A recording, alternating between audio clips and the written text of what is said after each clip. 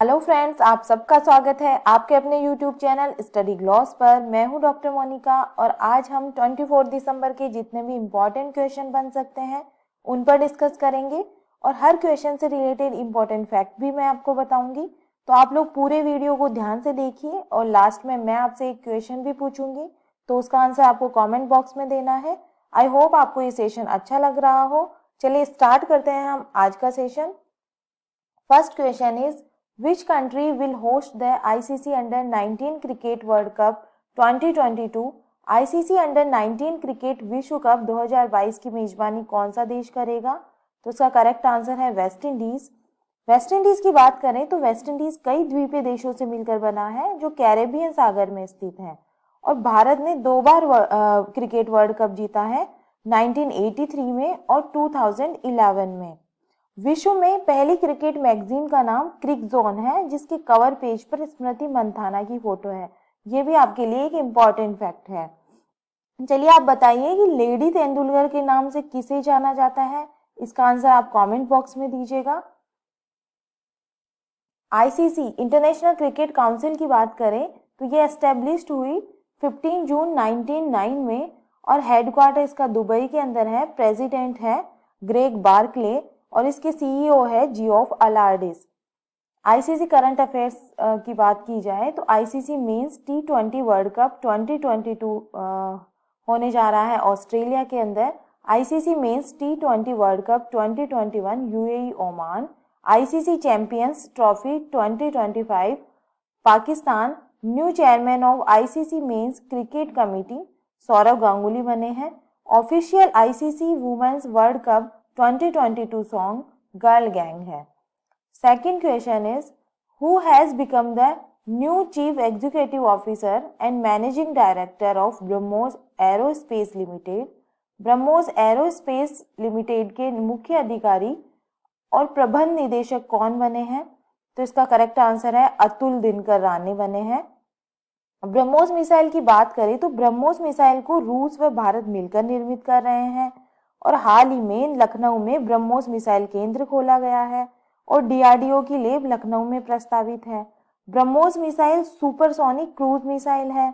भारत में जो मिसाइल कार्यक्रम है वो 1983 से स्टार्ट हुआ था। मिस्टर एपीजे अब्दुल कलाम ने स्टार्ट किया था और जो ये कार्यक्रम है इसका नाम था IGMDP था जो 2008 तक चला। चलिए आप मुझे बताइए कि भारत ने S-400 किस देश से लिया है? इसका आंसर आप मुझे कमेंट सेक्शन में दीजिएगा। अतुल दिनकर राणे को ब्रह्मोस सुपरसोनिक क्रूज मिसाइल बनाने वाले ब्रह्मोस एरोस्पेस लिमिटेड का नया मुख्य कार्यकारी अधिकारी और प्रबंध निदेशक नियुक्त किया गया है।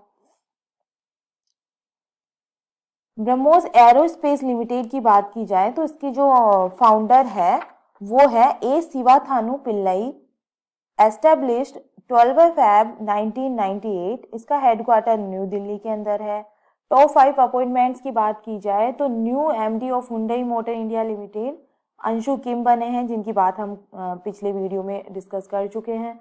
New director general of software technology park of India Arvind Kumar बने हैं। New president of Indian newspaper society Mohit Jain बने हैं। New chairman of chiefs of staff committee Manoj Mukund Naravane. New chairperson of national highway authority of India Alka Upadhyay बने हैं। Third question is when is national mathematic day 2021 celebrated? राष्ट्रीय गणित दिवस 2021 कब मनाया गया है? तो ये इसका करेक्ट आंसर है 22 दिसंबर को मनाया गया है। भारत 2012 से हर साल 22 दिसंबर को राष्ट्रीय गणित दिवस मनाता है और यह दिन गणितज्ञ श्रीनिवास रामानुजन की जयंती के उपलक्ष्य में मनाया जाता है और इस बार उनकी 134वीं जयंती मनाई जा रही है। राष्ट्रीय गणित दिवस मनाने के पीछे मुख्य उद्देश्य लोगों को गणित के विकास और मानवता के विकास में इसके महत्व के बारे में जागरूकता करना है। राष्ट्रीय गणित दिवस की हिस्ट्री के बारे में बात करें तो 26 फरवरी 2012 को उस टाइम के जो प्रधानमंत्री थे मनमोहन सिंह द्वारा भारतीय गणितीय प्रतिभा श्रीनिवास रामानुजन के जन्म की 125वीं वर्षगांठ को चिन्हित करने के लिए इस दिन की घोषणा की गई थी और 2012 से ही राष्ट्रीय गणित वर्ष के रूप में मनाया जाने लगा।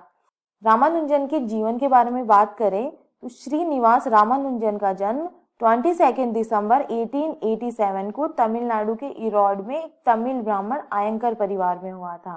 रामानुजन ने 1903 में कुंभकोणम के सरकारी कॉलेज में अध्ययन किया।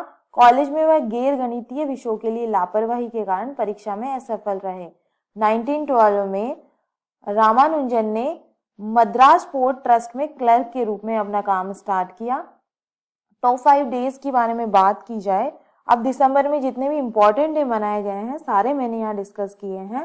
फर्स्ट है गुड गवर्नेंस वीक 2021 मनाया गया है 20 to 25 दिसंबर। इंटरनेशनल ह्यूमन सॉलिडेरिटी डे बनाया गया है 20 दिसंबर। गोवा लिबरेशन डे 2021 19 दिसंबर को मनाया गया है। माइनॉरिटी राइट डे 18 दिसंबर।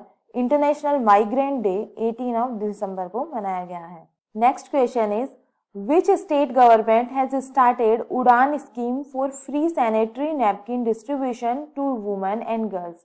महिलाओं और बालिकाओं को निःशुल्क सैनिटरी नैपकिन वितरण के लिए उड़ान योजना को किस राज्य की सरकार ने शुरू किया है? तो ये स्टार्ट हुई है राजस्थान सरकार ने इसको स्टार्ट किया है। और एक केंद्र सरकार की उड़ान योजना भी चल रही है, उसका जो फुल फॉर्म है वो है उड़े देश का आम नागरिक। उसमें क्या है कि सस्ते टिकट वाली फ्लाइट चलाई जाती है।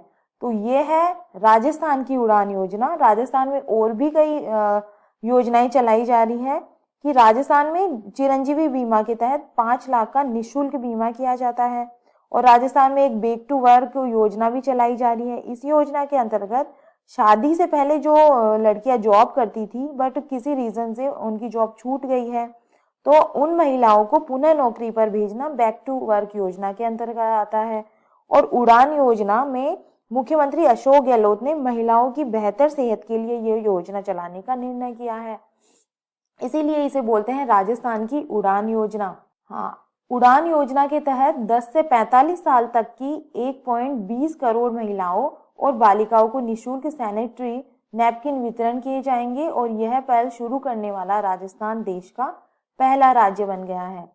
टॉप 5 स्कीम्स ऑफ राजस्थान की बात करें, एडमिनिस्ट्रेशन गांवों के संग अभियान राजस्थान में चलाए जा रहे हैं। Indira Gandhi urban credit card scheme, tribal partnership scheme, no mask no movement campaign, chief minister Chiranjeevi योजना, ये बहुत इंपॉर्टेंट योजना है यहाँ की। तो ये सब राजस्थान के अंदर चलाई जा रही है। Next question is on which river the chief minister of Odisha has inaugurated the state's longest bridge T Setu. Odisha के मुख्यमंत्री ने किस नदी पर राज्य के सबसे लंबे पुल टी सेतु का उद्घाटन किया है? तो इसका करेक्ट आंसर है महानदी पर। उड़ीसा की बात करें तो हाल ही में उड़ीसा में जूनियर फुटबॉल विश्व कप आयोजित करवाया गया था जिसमें अर्जेंटीना विजय रहा। और उड़ीसा में कोणार्क सूर्य मंदिर स्थित है जो सौर ऊर्जा से संचालित होने वाला पहला मंदिर है। इसे ब्लैक पैगोडा भी कहा जाता है। और उड़ीसा में 1 अप्रैल को उत्कल दिवस मनाया जाता है। और टी सेतु के बारे में इंपॉर्टेंट पॉइंट डिस्कस करते हैं। ये महानदी पर बनाया गया है और जो इसका उद्घाटन है वो वहाँ के मुख्यमंत्री नवीन पटनायक के द्वारा किया गया। टी सेतु के बारे में इंपॉर्टेंट पॉइंट्स के बारे में डिस्कस करते हैं कि टी सेतु की जो स्पेशलिटी है वो क्या है। टी सेतु ओडिशा का सबसे लंबा पुल है जो कटक जिले में महानदी पर बनाया गया है और यह 3.4 किलोमीटर लंबा 7.5 मीटर चौड़ा पुल है। यह पुल बड़म्बा में गोपीनाथपुर, बांकी में बेदेश्वर को सिंघानाथ पीठ से जोड़ता है।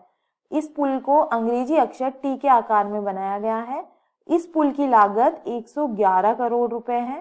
टी सेतु पुल में दोनों तरफ फुटपाथ है और इसकी चौड़ाई 1.5 मीटर है। यह है टी सेतु के बारे में। यह है टी सेतु, बहुत ही सुंदर पुल है, टी शेप के अंदर बनाया गया है ये। अब इससे किन किन लोगों को क्या क्या फायदा मिलने वाला है इसके बारे में बात करते हैं। बड़म्पा और बेदेश्वर के बीच की दूरी को 45 किलोमीटर कम करके टी सेतु कटक और खुर्दा के लोगों को लाभान्वित करेगा और यह पुल आसपास के इलाकों के करीब 5 लाख लोगों के लिए संचार की सुविधा प्रदान करेगा। यह क्षेत्र में कृषि, व्यापार और पर्यटन गतिविधियों में भी सुधार करेगा और बड़म्पा प्रखंड में बाबा सिंघानाथ की बाली मकर यात्रा में आने वाले श्रद्धालुओं को इसका लाभ मिलेगा। महानदी की बात करें तो महानदी पूर्व मध्य भारत की एक प्रमुख नदी है जो छत्तीसगढ़ और ओडिशा से होकर बहती है। इसकी कुल लंबाई 900 किलोमीटर है और इसका क्षेत्रफल लगभग 1,32,100 वर्ग किलोमीटर है और यह नदी हीराकुंड बांध के लिए भी प्रसिद्ध है। 6th question is who has become the next ambassador of India to China? चीन में भारत के अगले राजदूत कौन बने हैं? तो इसका करेक्ट आंसर है प्रदीप कुमार रावत बने हैं। प्रदीप कुमार रावत भारत व चीन के बीच लद्दाख विवाद को सुलझाने का प्रयास करेंगे। और आपको पता हो तो चीन में विंटर ओलंपिक गेम्स 4 फरवरी 2022 में होने वाले हैं। वरिष्ठ राजनयिक प्रदीप कुमार रावत धारा प्रवाह चीनी भाषा बोलते हैं। प्रदीप कुमार रावत वर्तमान में नीदरलैंड में भारत के राजदूत हैं और रावत ने सितंबर 2017 से दिसंबर 2020 तक इंडोनेशिया एवं तिमोर लेस्ते में राजदूत के रूप में अपनी सेवाएं दी है। चाइना की बात करें तो China is located in the continent of Asia. यहाँ की जो कैपिटल है वो है बीजिंग। यहाँ की जो करेंसी है वो है renminbi. President Xi Jinping. The name of the international border line between China and India वो है McMahon line. The longest river in the China in the Yangtze river जो 6300 किलोमीटर है and it is the longest river in Asia. The world's first country to issue paper currency वो भी China में start हुई थी। Which country has a border with most countries? China. जो इसकी border है वो 14 कंट्रीज से लगती है। 7th question is recently which state government has announced to launch free smartphone scheme on 25 December? हाल ही में किस राज्य सरकार ने 25 दिसंबर को फ्री स्मार्टफोन योजना शुरू करने की घोषणा की है? तो यह की है उत्तर प्रदेश सरकार ने। इसका राइट आंसर है उत्तर प्रदेश। स्मार्टफोन क्या होते हैं? स्मार्टफोन, जब फोन में कंप्यूटर की कैपेसिटी आ जाती है तो इसे स्मार्टफोन कहा जाता है और इस योजना का जो मुख्य एम है वो डिजिटल लिटरेसी गैप को डिक्रीज करना है। और अभी भारत में ओनली 100 में से 38 लोग ही मोबाइल फ़ोन का इस्तेमाल अच्छे से करते हैं, तो इसीलिए ये योजना स्टार्ट की है। और इस योजना में क्या है इसके बारे में बात करते हैं। ये इस योजना के तहत राज्य सरकार स्नातक और उससे ऊपर के अंतिम वर्ष के छात्रों को स्मार्टफोन और टैबलेट विस्तारित करेगा। और 25 दिसंबर को मुख्यमंत्री युवाओं को 60,000 स्मार्टफोन, 40,000 टैबलेट्स डिस्ट्रीब्यूट होंगे। डीजी शक्ति पोर्टल पर 38 लाख जो युवा हैं उन्होंने अपना रजिस्ट्रेशन ऑलरेडी करवा दिया है और आगे भी ये रजिस्ट्रेशन चालू रहेगा। इसके लिए क्या एलिजिबिलिटी, क्या टर्म्स एंड कंडीशन है, इनके बारे में बात करते हैं कि जो उम्मीदवार है एक छात्र और उत्तर प्रदेश का निवासी होना चाहिए। ये MA, BA, BSc, ITI, MBBS, MD, BTech, MTech के अंतिम वर्ष के छात्रों को वरीयता दी जाएगी। और इस योजना के लिए 60% या उससे अधिक के छात्र आवेदन कर सकते हैं। जो परिवार की जो ईयरली इनकम है वो 2 लाख से अधिक नहीं होनी चाहिए। ये टर्म्स एंड कंडीशन है इसके अंदर। 8th question is which cricketer has become the first player in the world to be not out 100 time in his test career? कौन सा क्रिकेट खिलाड़ी अपने टेस्ट कैरियर में 100 बार नॉट आउट रहने वाला दुनिया का पहला खिलाड़ी बन गया है? तो इसका करेक्ट आंसर है जेम्स एडरसन, जो इंग्लैंड के क्रिकेट प्लेयर हैं। और उनसे पहले कोई भी खिलाड़ी टेस्ट कैरियर में 100 टाइम नॉट आउट नहीं रहा और एडरसन यह उपलब्धि हासिल करने वाले दुनिया के पहले क्रिकेटर बन गए हैं।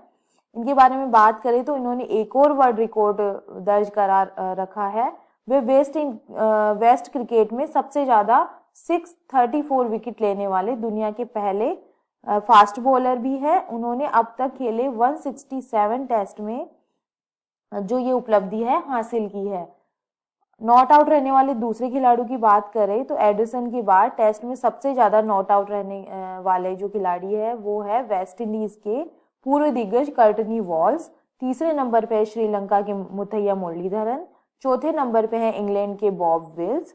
5वें नंबर पे है न्यूजीलैंड के क्रिस मार्टिन और 8वें नंबर पे है ईशांत शर्मा जो इंडिया के क्रिकेटर है और ये 47 टाइम नॉट आउट रहे।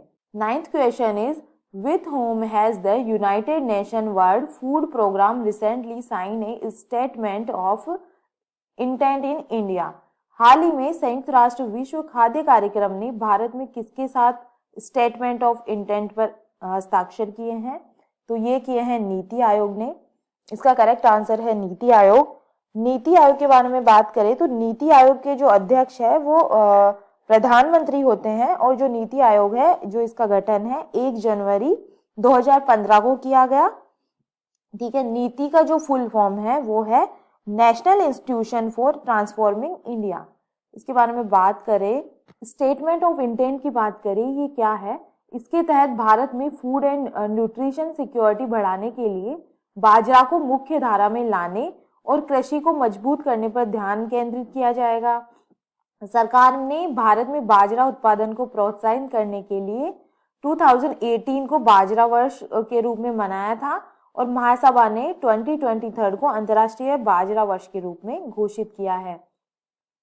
विश्व खाद्य कार्यक्रम की बात करें तो इसकी स्थापना दिसंबर 1961 में हुई थी और इसका जो मुख्यालय है वो रोम, इटली में है और ये दुनिया का सबसे बड़ा मानवीय अंतर सरकारी संगठन है जो भूख और खाद्य सुरक्षा पर ध्यान केंद्रित करता है। वर्ष 2030 तक भूखमरी को समाप्त करने के लिए प्रतिबद्ध है। वर्ष 2020 के नोबेल शांति पुरस्कार से सम्मानित किया गया है इसे, विश्व खाद्य कार्यक्रम को।